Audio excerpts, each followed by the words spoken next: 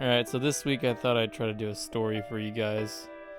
Basically, about 4 years ago, I moved to a new city in a foreign country with $80 in my bank account to try to make it as an artist.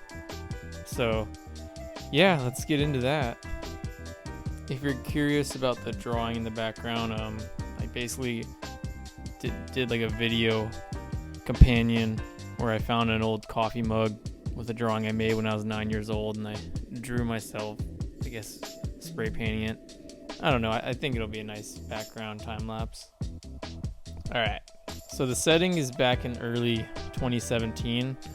I had just turned 20 at the time. I was living in New Zealand. I'd already been there about 6 months. I was washing dishes, living in a town in the South Island called Wanaka. I guess if any of you have heard of it. Yeah, I was saving for where my brother was visiting. We were going to go on a road trip up for about 2 weeks up to the North Island, and yeah, the plan was to move to Wellington after that and I guess start my art career. Now for some background on why I wanted to do this or thought I could do this. I'd built up my confidence over the previous few months just doing my first paid art jobs. For a few places in town. A trampoline place actually in the town had paid me probably over $1,000 by that point just to do different designs and make t-shirts. And I mean, I was getting a lot of momentum, at least what I thought was that, and I really thought I could take that to another place. Now obviously what happens here isn't the smartest or best thing I'd say to do in that position. It's definitely a gamble. I would not recommend anyone to try this, but I mean, I just had this thought in my head that I was gonna do this and I was gonna figure it out, so that was the way it had to be, I guess. So our story starts when my brother finally came in. His name's Josh. He's alright. He landed in Queenstown, a town about 2 hours away. We met up there, got the car, and kind of just started bouncing around on the South Island, driving to a new town, staying a few days at a hostel, making friends, going out, just the usual thing. I had saved up some money for this, so we could, do different things. Like I think we went bungee jumping, and obviously bar hopping was expensive. So I wanted to do all that and show him a good time, so I definitely wasn't too light on the spending, but I wasn't worried. I should have been. So over the course of the 2 weeks, we slowly made our way up the South Island, all the way until we reached a town called Picton at the top end, where we traded in the rental car, basically unloaded everything we had into 2 bags, and got on a ferry for Wellington, the capital. I remember looking at Wellington as we were going by ferry and just thinking about it like this battle, this massive challenge I had to overcome. And to be honest, I was a bit scared, but I was also really excited. I didn't know what to expect. My brother was mostly supportive, but honestly, it was such a risky move. I think by the time we got in there, I probably only had like a couple $100, maybe $500. And we had went into a hostel, and obviously I paid for my night. My brother had paid for the car, so I was covering the hostel, so I paid for both of us for about 5 days, and that kind of ate up some of the money. And while we were there, of course, we met up with some people and went out, and I was trying to have fun. This was my brother's last few days, so I wasn't trying to be too focused. Now, I did do some preemptive work while I was there. We spent a day actually just walking around, looking at different things and scouting businesses I might be able to do work for. So we ended up going by this pizza shop, and I went in and talked to them. And they actually needed some work done. There was an unfinished drawing on the wall that some artists had started, but just kind of stopped and not contacted them after receiving the payment. So they're wanting to have me come on and finish it, and I was pretty excited about that. I walked around found the town library, which was huge. And I remember thinking like, all right, this could be my workplace. It was several levels high and had plenty of desks with free Wi-Fi and outlets for me to work out. I even went over to a brewery I've been wanting to visit for a long time, Garage Project. And I went in there to try to ask about if they needed anything, but the right person wasn't there. So I chalked it up to wrong time and thought I'd come back. But overall, besides the pizza shop, there wasn't too much opportunity yet, but I was keeping my cool. Eventually the day came where my brother had to leave, so I think his flight was out really early in the morning, like 6 a.m. So he left the hostel at like 3 or 4 in the morning. After that, I think I spent one more night there and used the last of my money to get a few days at another hostel that was smaller. After I had paid for those few days and gotten something to eat, I remember sitting down and looking at my bank account balance, and it was just over $80. And I was like, all right, $80. I'm in a foreign country. I don't have a job, but I'm trying to make one, basically. So, all right, let's do this. So I think the hostel is called Worldwide Backpackers. It's actually a really great place. Definitely recommend it if you're ever in Wellington. I got up that first morning, went to the kitchen. They actually had free breakfast, so that was nice.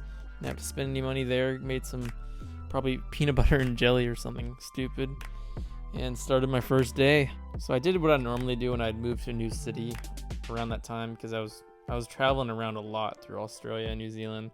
And I'd always find myself in a new city with low money. And basically every time I'd make a map of the town or area I lived in and mark all the businesses that I'd want to apply to and just walk door to door to everyone until I got a job. So for the drawing situation, I kind of took a similar approach. I made a list of all the breweries and local businesses that might need some artwork done, and I just mapped it out on a list in my notes on my phone, and I'm like, all right, I'm just gonna visit each one and just see what happens.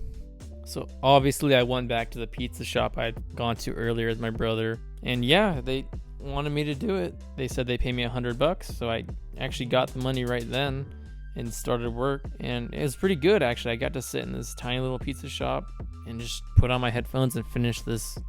I guess it was like this bird drawing this guy was trying to do. The next day, I had gone back to Garage Project actually a few times by this point. I just wasn't taking no for an answer. And eventually, they actually had brought out a manager. I had an interview set up. So I went there and went upstairs to their office and brought all my artwork and everything. This was before I did anything digital, so I just had it all on me in this big sketchbook. And talked to them, and they seemed pretty receptive. They even gave me a free coffee, which was just mind-blowing to me. I love coffee. They said they liked it, and if they had something coming up, they'd contact me, which seemed like a pretty good sign at the time. Following that, I wanted to finish the pizza shop drawing really quick, so I'd gone back there over the course of the next few days, or not even, just like a day or two, and just hashed it out. I finished it pretty quick, and they were really happy with what I did, and I got a lot of free pizza out of it. So between that and the free breakfast, that was covering a lot of my meals. Maybe not the most healthy way, but it was getting by. Another business I'd found was this, it's been so long, but it was like this laundromat mixed with an art studio.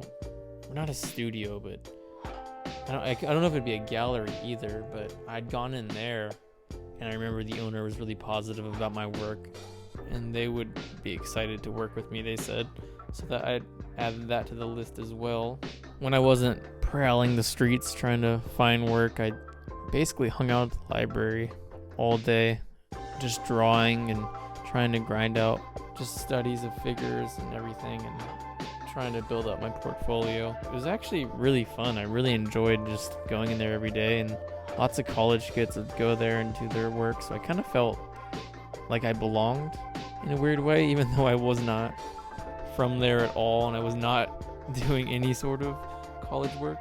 By the end of the first week, I was feeling pretty confident. I had a few leads, and I had made some money, like with the pizza shop. One of my friends at the hostel even got a job at a brewery and showed them my work, and they said they were interested in getting some stuff done. So overall, I was definitely really scared at the start, but it seemed like I had started to make some progress.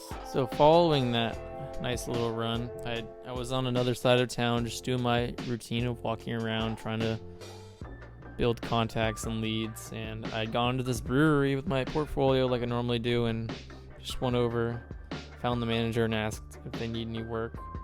They said no, they don't need anything at the moment. I remember just kind of closing my sketchbook and walking towards the door, but as I was walking, I passed by this guy and girl kind of just sitting over in the corner, and one of them had a sketchbook, and I don't remember if I said something or they said something, but we started talking, and it turns out the guy was actually already doing commission work for the brewery, and I honestly thought that was amazing at the time. I'm like, no way, you're doing this for a living? That's so cool. Eventually I showed him my stuff, and his girlfriend was also really nice. She was leading it over. She really liked it, but he kind of just paused and looked at it and then kind of shook his head. And he never really said it directly, but he kind of was just like, you need to work on your fundamentals more, which I mean is always a good thing, but kind of had me, I don't know, it made me feel a little anxious, to say the least. But at this time, after hearing that from that other artist, kind of had me definitely feeling more anxious than normal, because I was, again, low on money. Was an understatement. I think I was back under $100. I was behind on rent, and the hostel owner was really nice, but they were kind of like, all right, where's the money? you're behind. So I was definitely feeling the pressure. So I eventually made my way to this art gallery that had a lot of local work in town, and I talked to the lady at the counter. And I'll never forget this, because I remember seeing such a wide variety of styles that were very similar to mine on the wall. But I showed my work to the lady, and she just kind of looked at me like, sorry, you're not good enough. Or I think she said, you're not refined enough, which was the ultimate gut punch. I did not feel good after that. Also around this time, I didn't hear back from any of the breweries, including Garage Project, so I was feeling extra down about that. This kind of spiraled and continued in a way you'd guess. Eventually it got down to the point where I had about $2, I think, in my account in a foreign country. And oh man, I remember going to the grocery store one night around like 6 or 7 p.m. I think it was Friday or Saturday, and I saw some people there, some young people, just buying drinks, about to go out, and I saw other people getting off work in their suits and getting groceries. And I remember just trying to count out how much it would cost to buy like a small energy drink so I could go draw for the rest of the night. And man, being that poor and just not being able to afford the most basic things, it's such a bad feeling. I mean, it definitely is motivating, but man, I just felt so insecure. So I got some cheap store brand energy drink, went over to the library, and spent the last few hours just drawing and thinking. And eventually I was just there until it closed, and just made that long walk back to the hostel. It sucked. There was a lot on my mind, but I didn't know what to do. It seemed like I'd backed myself into a corner, which obviously, I mean, you could tell that was gonna happen, but at the time I really thought I could do this. So in the end, what happened? Did I make it? Short answer is no. Long answer is no. Yeah, it did not work out. Thankfully, the hostel was really cool, and they saved my dumb ass by letting me stay a bit longer while I went and found a job. I think I applied through an agency and got a construction job, and I was able to start pretty quickly. I ended up having actually a blast at that hostel once I got back on my feet. Made a bunch more friends at work. It was actually, I ended up getting put on these sites that were just really relaxed and were not that much work at all. I even found time to draw while I was at work. I still went to the library probably 6, almost 7 days a week. just every night after work. I'd go for at least 2 hours, and then I'd come back after it closed, and I'd be in the hostel in the main kitchen, like dining room area, and I'd just be drawing at the table for an extra hour or two. So failing didn't stop me from drawing. It definitely did give me a big morale hit, but honestly I wouldn't know what else to do besides just keep on drawing. And I know you're probably thinking like, wow, that guy's dumb. And yeah, it was a pretty dumb move to try to do what I did, and I was definitely really delusional. And it's weird looking back at it now, because I always thought, especially back then, that making it was just right around the corner. And I mean, now I'm finally doing it as a job, making my living from my craft, which feels amazing. But I mean, you might think, oh, maybe he did it again a few months later and found a way. Like, no, I wouldn't be able to go full time with my art for another 4 years after that. 4 years and 9 other jobs, 9 shitty minimum wage or maybe above minimum wage jobs in several different states and countries as I kind of just moved around. But yeah, if you enjoyed the story, maybe hit that sub button or the like button or just no button, whatever works for you. Yeah, I appreciate you guys listening till the end if any of you made it. Another shout out to my patrons. Thanks a lot, guys. You've helped make this a reality. I can't wait to see this grow more in the future. But until next time, guys, thanks for watching.